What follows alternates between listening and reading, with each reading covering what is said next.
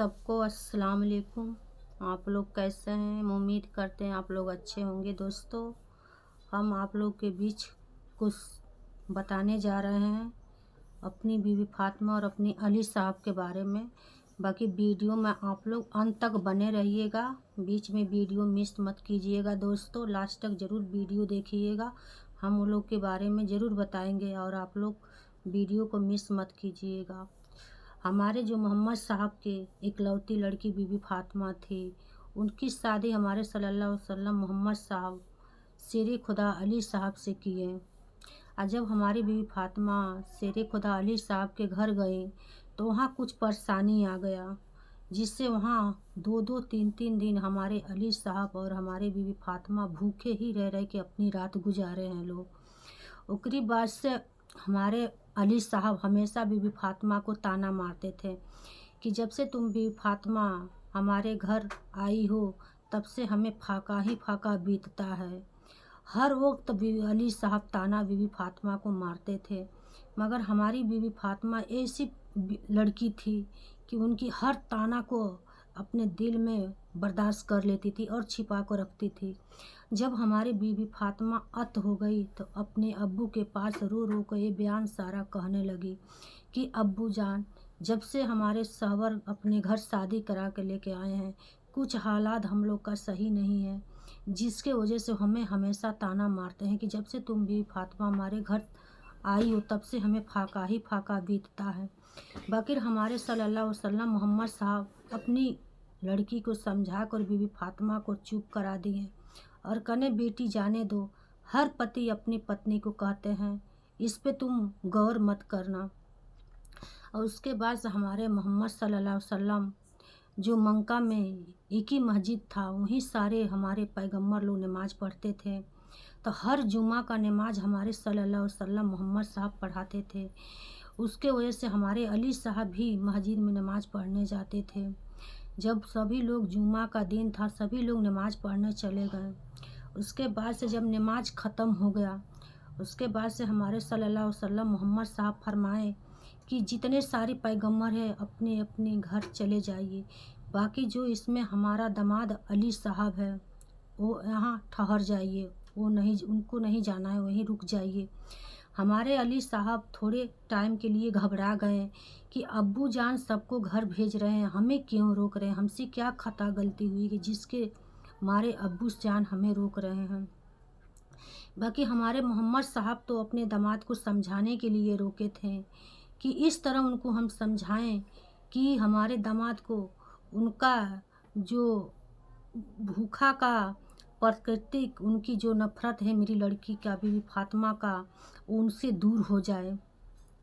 उसके बाद से हमारे सल्लल्लाहु अलैहि वसल्लम मोहम्मद साहब अली साहब को फरमाए कि बेटा तुम जाओ और ये 4 कोण की चटाइयाँ है, तुम जाकर पहला कोती दक्षिण दिशा का चटाई हटाओ। हमारे नबी अली साहब ने जब वो चटाई हटाए तो देखें कि दुनिया का जितना सोना चांदी का महल था उसमें दिखाई दे रहा है। फिर हमारे मोहम्मद साहब कहें कि बेटा तुम चटाई ढक दो, ढक दिए। उसके बाद से फिर पूछे हमारे मोहम्मद सल्लल्लाहु अलैहि वसल्लम कि बेटा तुम उत्तर कोण के जाके चटाई हटा कर देखो। हमारे सल्लल्लाहु अलैहि वसल्लम अली साहब मोहम्मद साहब के फरमान पर जाकर उत्तर कोने की चटाई हटा कर देखें तो वहाँ पर जितना दुनिया में नाच बाजा ऐशो आराम खाना पीना फल मूल था सारा उसमें दिखाई दे रहा। फिर हमारे मोहम्मद साहब फरमाने कि बेटा तुम चटाई ढक दो। हमारे अली साहब चटाई ढक दिए।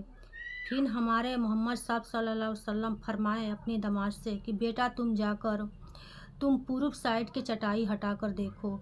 जब हमारे अली साहब शेर खुदा जब पूर्व साइड की चटाई हटाए तो उसमें क्या देखें कि एक फ़कीर है और वो सूखी रोटी चबा रहल बाना। और जब अरजान के वक्त हो रहल बा तो वो सूखी रोटी रख के अपने 5 वक्त के नमाज अदा कर रहल बाना। फिर हमारे मोहम्मद साहब कहें कि बेटा तुम चटाई ढक दो।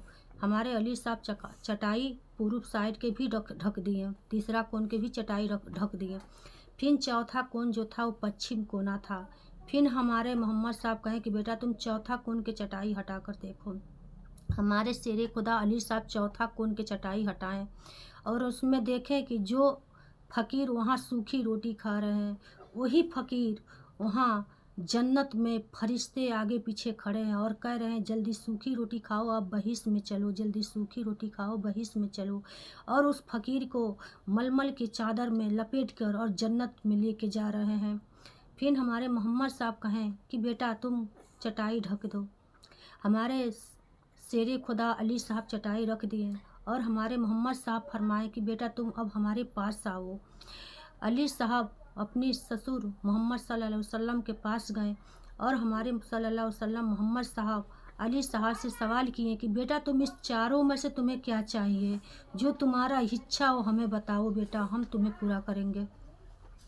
हमारे अली साहब सोचते और मोहम्मद साहब के ओर से पलक झुका लिए और कहें अब्बा जान, हमसे गलती हो गया था, हमें सूखी रोटी चाहिए और हमें जन्नत का हकदार बनना है और हम अपना नमाज अदा करना है हमें। तो हमारे मोहम्मद सल्लल्लाहु अलैहि वसल्लम फरमाए कि बेटा तुम्हें जब सूखी रोटी मिल रहा था तो अब हमारी बिटिया को, बीबी फातिमा को क्यों तुम बार बार ताना मारते थे कि जब से तुम हमारे घर में आई तब से हमें फाका ही फाका बीतता है। अली साहब शर्मिंदा होकर मोहम्मद साहब से अपनी नज़र झुका लिए और कहें अब्बा जान हमें सूखी रोटी ही चाहिए। तो ऐसे देखिए हमारे दोस्तों, अगर आपकी लड़की किसी ससुराल में है, आपके दामाद ताना मारते हैं तो उसको प्यार से समझा दीजिए, इस रास्ते से समझाइए कि वो अपना अली साहब जैसे अपना रास्ता बदल ले। बाकी हर लड़के से हम यही कहते हैं, किसी की लड़की अन घर से आती है तो उसे ताना न मारना बाबू, उसके वजह से नहीं मुसीबत आती है, मुसीबत तो खुदा भी झेले हैं, हमारे सल्लल्लाहु अलैहि वसल्लम भी झेले, हमारे अली साहब भी झेले हैं, तो हम लोग तुझ ही झेल सकते हैं। किसी की लड़की से आने से नहीं भूखा कोई बीतता है। और हम यही आप लोग का खुदा हाफिज, हम वीडियो यहीं एंड कर